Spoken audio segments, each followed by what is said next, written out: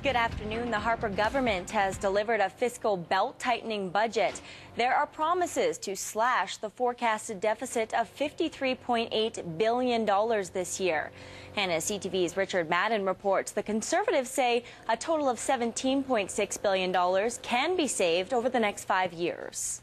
Lethbridge MP Rick Casson says he's pleased the government is living up to its promises not to raise taxes or cut transfer payments for health or education.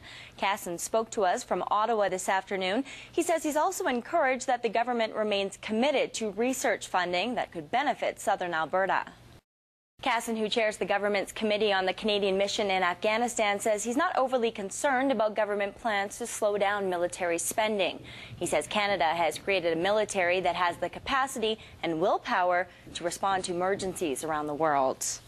A member of Lethbridge City Council is planning to run for mayor in the October civic election. Today, Alderman Rayco Dodick announced his intentions to seek the city's top job.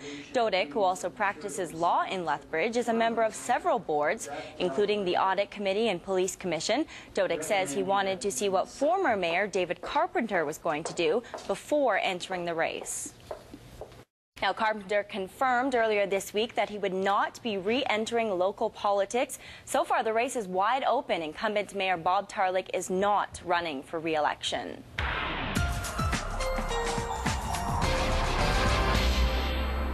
Dory, I understand parts of Atlantic Canada are dealing with freezing drizzle and highs of 0. We are definitely doing much better than that. Vulcan police need your help finding a missing man. 69-year-old Ernest Rout was last seen at an elderly care facility around 3:30 this morning. He is insulin dependent and has early-stage dementia. Mounties and caregivers are very concerned for his well-being. Anyone with information is asked to call Vulcan RCMP. Another delay in the sentencing of a Fort Macleod teen who killed his mother. The 17-year-old has been in custody at the Calgary Youth Detention Center for 9 months. Police discovered the body of his 34-year-old mother last May inside the Fort Macleod home the two shared. Last October, the teen pled guilty to second-degree murder. The Alberta Hospital in Edmonton was supposed to deliver a report on whether the boy should be sentenced as an adult or youth on February 24th.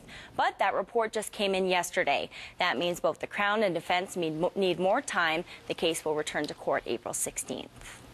Some members of the Blood Reserve say the province is making a bad business decision by closing the Kainai Correction Centre.